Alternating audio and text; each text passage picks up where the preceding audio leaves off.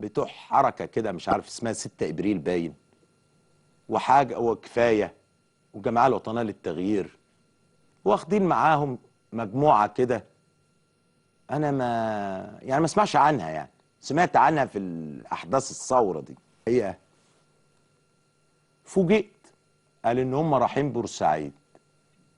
طب انتوا رايحين بورسعيد ليه اذا كنتوا انتم اللي اسستم لحادثه بورسعيد؟ اذا كنتوا انتم اللي خليتوا الاعلام يهاجم اهل بورسعيد وشعب بورسعيد، اذا كنتوا انتم اللي خليتوا الاعلام العميل لكم ولغيركم يختزل تاريخ بورسعيد في حادثه في مباراه كره قدم، نحن تألمنا لها جميعا ونتألم لأي إنسان يتوفاه الله، ولكن في مؤامرة، والحروب فيها ضحايا. وسبق قبل كده إن بورسعيد قدمت 13,000 شهيد. مش هننسى البورسعيد ال 13,000 وهنقف على 80 شهيد ونحن في حرب. مصر في حرب، وأي حرب معرض أن يكون فيها شهداء، وهؤلاء شهداء في الحرب التي تستهدف تقسيم مصر. انتوا بقى خليتوا وسائل الإعلام وحرضتم وسائل الإعلام والرأي العام على بورسعيد، ورايحين تعملوا وقفة هناك. ورغم ذلك أهل بورسعيد كانوا ناس محترمين كعادتهم، ما رضوش يضربوه ولا رضوا يعملوا فيهم حاجة. ولكن خرجت النساء، الستات الغلابة اللي زي حالاتي اللي بيشتغلوا باليومين، لموا الشباشب اللي في صناديق الزبالة كلها وراحوا عليهم في الوقفة بتاعتهم وادوهم درس بالشباشب. قعدوا يحدفوا عليهم شباشب لغاية ما غدروا بورسعيد تماما. وتخرج واحدة من اللي كانت سبب في محاولة إقامة حاجز نفسي بين شعب مصر وبين أهل بورسعيد تقول ده كان في مؤامرة علينا عدينا. مؤامرة إيه؟ إذا كنت أنت وأصحابك يا أختي عيب، ما أنتش مكسوفة. أنا مش هذكر اسمك لأن للأسف أنا واكل معاك عيش وملح، فمش هذكر اسمك خالص، وأنت زميلتي. مش مكسوفة أنت واللي معاكي؟ هو أنتوا بتقتلوا القتيل وتمشوا في جنازته؟ حاجة غريبة والله. أنا أول مرة أشوف حد بكل بكاسة وبكل بجاحة يقتل القتيل ويمشي في جنازته. 6 ابريل وكفايه، والجماعه الوطنيه للتغيير والاشتراكيين الثوريين، كل دول ضلع واحد بس، كل دول ضلع واحد في حادثه بورسعيد. الضلع الثاني، الضلع الثاني من الاخر هم بقايا او الايدين بتاعت ليمان طرح، الراجل اللي عنده 90 شركه. خلوا بالكم، الراجل اللي عنده ايه؟ 90 شركه، والراجل اللي هربان بره. ادي نص الضلع الثاني. النص اللي تحته بقى مخلفات زبانية احمد عز. يبقى كده الضلع بقى مكتمل. ادي تاني ضلع، يبقى في ضلعين في حادثة بورسعيد انتهينا منه. الضلعين الثالث والرابع. الثالث هي المخابرات المركزية الأمريكية بجميع المنظمات اللي بتشتغل معاها على أرض مصر.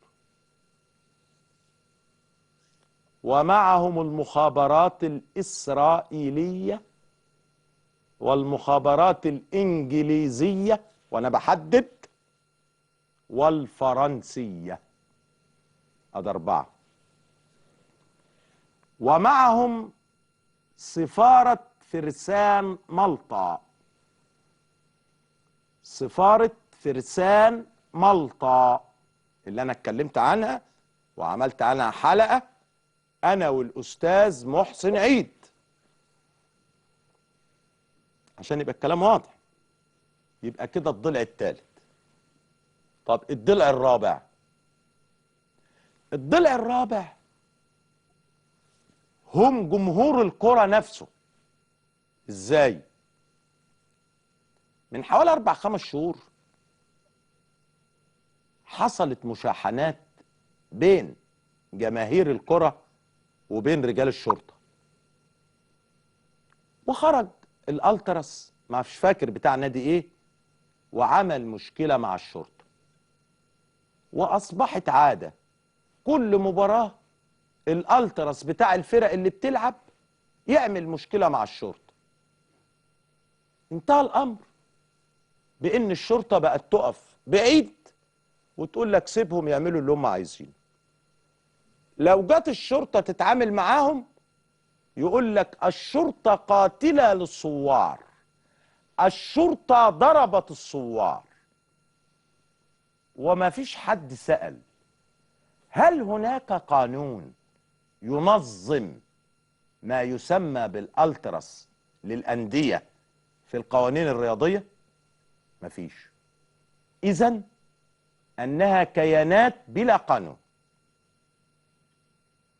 وهذا سؤال أتوجه به إلى مجلس الشعب، بوجهه إلى لجنة الشباب والرياضة، بقول له هل سنسمع أو نرى قانون ينظم ما يسمى بألتراس الأندية أي نادي أيا كان؟ ده موضوع مهم، ولو أنا كنت في مجلس الشعب كان زماني أول حاجة من الحاجات اللي أنا كنت حاططها في أجندتي إن يبقى في قانون لما يسمى بالألتراس من ضمن القوانين الرياضية. أيوة، لأن أي حاجة من غير قانون فوضى أيا كانت. ننقل على حاجة تانية. لما حصل الموضوع ده كان في إهمال بقى. الشرطة خدت موقف سلبي، خايفين من الآخر كده. كان الضباط خايفين. أنا بجيبها لكم على بلاطة. الضباط قعدوا حسبوها، قال لك لو أنا اتعاملت هبقى قاتل ومطلوب القصاص مني، لو أنا ما اتعاملتش هاخد لفت نظر وجيزة 3 أيام أو أسبوع أو 15 يوم أو وقف ترقية. يبقى آخد وقف ترقية ولا أدخل السجن ويتقال عليا قاتل؟ خلوا بالكم. فالضباط حسبوها إنه ما ياخد وقف ترقية أو ياخد جيزة أرحم من يتقال أنه من قتلة الشهداء. من هنا حدثت سلبية عند الشرطة في بورسعيد، وده ما يخلينيش أنسى إن أنا أتوجه بالشكر إلى جميع رجال الشرطة في بورسعيد عن يوم الجمعة اللي فات اللي هو امبارح. حقيقة بوجه الشكر إلى جميع ضباط الشرطة وجميع أمناء الشرطة وجميع العساكر بالشرطة، العساكر المعينين اللي هم الدرجة الأولى، وجميع المجندين بالشرطة في بورسعيد. بوجه لهم شكر تام وكامل لأنهم بذلوا بالأمس قصارى جهدهم حتى يؤمن الجميع. اللي قتل اتأمن اللي قتل القتيل ومشي في جنازته وراح يعمل وقفة في بورسعيد، ومن جاءوا من أجل الوطن وبلا أي أهداف. فعشان كده بنشكرهم وبنتمنى لهم التوفيق الدائم. الحقيقة الأربع حاجات دول هم المسؤولين عن حادثة بورسعيد، الأربعة اللي أنا قلت عليهم. التقرير بتاع لجنة مجلس الشعب خد حاجة واحدة بس، الأخيرة، وخد الجمهور، يعني جزء من التانية. بينما الأهم والأخطر والأعمدة الفقرية في الموضوع، والتي أسست للموضوع، والتي شحنت للموضوع، والتي دفعت لإحداث الموضوع، لم يتعرض لها تقرير مجلس الشعب. أنا عايز أقول للجماعة بتوع مجلس الشعب، شوفوا لنا الراجل اللي عنده 90 شركة ده كان دوره إيه في الموضوع، وشوفوا لنا الراجل اللي هربان بره كان دوره إيه في الموضوع. أنا الحقيقة بيت في الإسماعيلية، وقعدت مع واحد هناك، قالوا لي ده أشهر محل سمك في الإسماعيلية اسمه حسن أبو علي. قالوا لي روح كل عند حسن أبو علي. فرحت. بعد الأكل الحقيقة الراجل ما رضاش ياخد مني فلوس. قعدت كلت أنا والأستاذة نهاوند والأستاذة حياة والسكرتير بتاعي، وما رضاش ياخد مننا فلوس أبدا. ومعاه واحد من عندنا من البلد بيشتغل معاه اسمه عادل. مهم، قعدت مع حسن أبو علي، لقيته بيحكي لي موضوع غريب قوي. بيقول لي يوم ما كان القطر بتاع جماهير النادي الأهلي رايح بورسعيد. قلت له اه. قال لي الإسماعيلية لها علاقة بالموضوع؟ قلت له لا. قال لي وهم رايحين مش وهم راجعين؟ قلت له اه. قال لي قعدوا يزقلوا على المحطة بتاع الإسماعيلية طوب وعلى المزلقان اللي مهدي عليه القطر. قلت له ليه؟ قال لي انا اعرف كده اهو. قلت له شقاوة عيال بقى. قال لي بس برضه ما ينفعش، هي شقاوة عيال زي ما انت بتقول مظبوط، لكن ده هنا مغزى ان اصبح العنف هو سمة بعض جماهير القرى.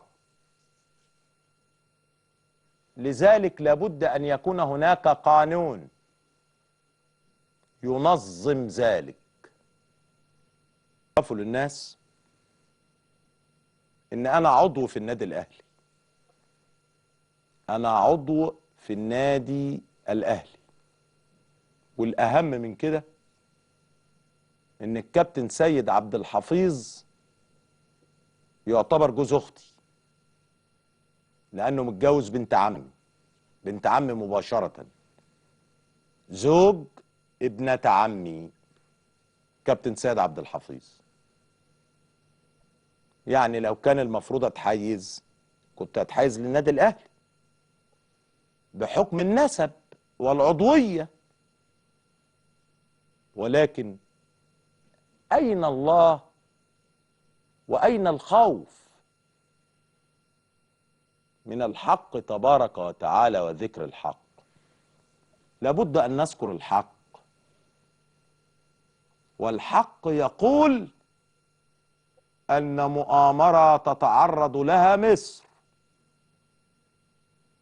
احيكت على ارض بورسعيد. اولا، وسهل ذلك سوء الاخلاقيات لجماهير القرى. هذا هو الحق، سواء كانوا من النادي الاهلي او